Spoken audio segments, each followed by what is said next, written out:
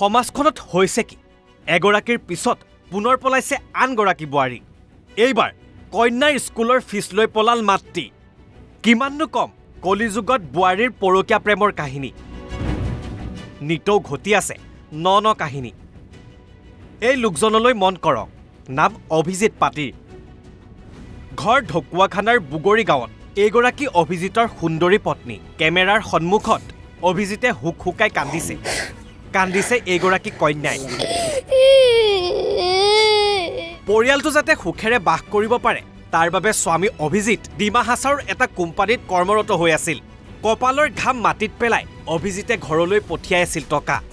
কিন্তু দুখৰ কথা স্বামীৰ অনুপস্থিতিত পত্নীয়ে চলাই গৈছিল অন্য এক প্ৰেম গাথা কিন্তু এদিন দুদিনকৈ বাঢ়ি গ'ল পত্নীৰ প্ৰেমৰ নিচা আৰু বিগত 31 মাৰ্চত গোগামুখ পমুৱা গাঁৱৰ মাতৃৰ ঘৰলৈ ওলাই যোৱা পত্নী আৰু ঘূৰি নাহিল কন্যাক মাকৰ ঘৰত থৈ পলাল অভিজিতৰ পত্নী লগত লৈ গ'ল স্বামীয়ে জমা কৰা টকাৰ লগতে কন্যাৰ স্কুলৰ ফিস আৰু তাৰ পাছতে স্বামী কন্যাৰ মাজত এতিয়া হাহাকাৰ পৰিস্থিতি পত্নী যোৱাৰ পাছত পত্নীৰ বিৰুদ্ধে এজাহাৰ দাখিল কৰিছে যদিও স্বামী কন্যাৰ চকুত কেৱল এতিয়া মাথো চকুলো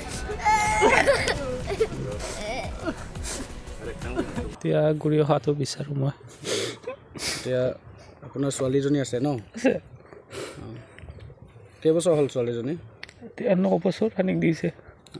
9 বছৰ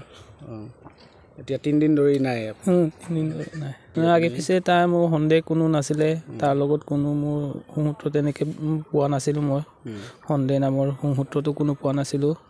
কিন্তু সেইদিনাখন যিদিনাখন হেৰাই গৈছে সেইদিনাখন তাই ছোৱালীৰ মাকত ঘৰত থৈ আহি আকৌ এই 31 ডিচেম্বৰ দিনাখনি সি কৈছিলে মোক ফোন কৰিছিলে মই ছোৱালীজনীক আনোগে বুলি কৈ পিনি 10টা বজাত ওলাই গৈছে ওলাই যোৱাৰ পিছত আকৌ মই ডিউটিত বিজি হৈ আছিলোঁ কাম কৰি আছিলোঁ ডিমা হাছাও লংকু বুলি কয় তাত মানে মই ৰাতি প্ৰায় 6টামান বজাত ফোন কৰিছিলোঁ তেতিয়া ফোনটো উঠা নাছিলে ফোনটো নুঠাৰ কাৰণে মোৰ এই ডাঙৰ বিনি তাক মানে খবৰটো মই ইনফৰমেশ্যন দিছিলোঁ ইনফৰমেশ্যন দিয়াৰ পিছত গম পাইছোঁ যে সি বেলেগৰ লগত মানে পলালে বুলি সেইটোৰ কাৰণে মলুহিন চোপাং মলুং মিচিং ৰঙাম লুপাং কলুদুং কি কয় ওচৰ চুবুৰীয়াই নিৰ্দেশ হৈছে বুলি মানে আমি যোৱা 31 তাৰিখ ৰাতি আমি 9টামান বজাত গম পাইছোঁ ঘৰত তাই অকলে আছিলে তাইৰ হাজবেণ্ডে মানে ডিমা হাছাওত কোম্পানী কামৰ সূত্ৰে আছিলে তাতে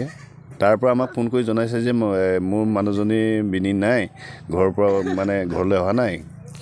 ক'ত কি হৈছে সমাধান কৰিব পৰা নাই বিশেষ অতত ফোন কৰি পুৰা মানে কৈছে যে তাই মানে বেলেগলৈ বিয়া হ'ল সেই কথাটো আমি গম পাই ইফালে দৌৰা দৌৰি কৰি সেই ৰাতিতে আমি গোৱামুখ থানাৰ আৰক্ষী থানাত গোচৰ তৰোঁ আৰু অচি ছাৰক আমি জনাওঁ যে তাই বেলেগলৈ বিয়া হৈছে বুলি আমি বিশেষত্ব জানিব পাৰি অচি ছাৰক অৱগত কৰা আৰু আমি য'ত আছিলে তাতো পিছদিনাখন গৈ আমি হোচ পোচ কৰিছোঁ এনেকুৱা বাহিৰৰ মানুহ এজনৰ লগত কথা পাতে সনি পাংগাল বুলি মানুহ এজনৰ লগত কথা পাতে বুলি আমি গম পোৱাত সেই নম্বৰটো কালেক্ট কৰি পিনি ফোন কৰি আমাৰ গোৱামুখ আৰক্ষী থানাক অৱগত কৰোঁতে আমি লোকেশ্যন ট্ৰেক কৰোঁতে আমি গম পাইছোঁ অসমবাইৰ পালেগে বুলি গম পোৱা গৈছে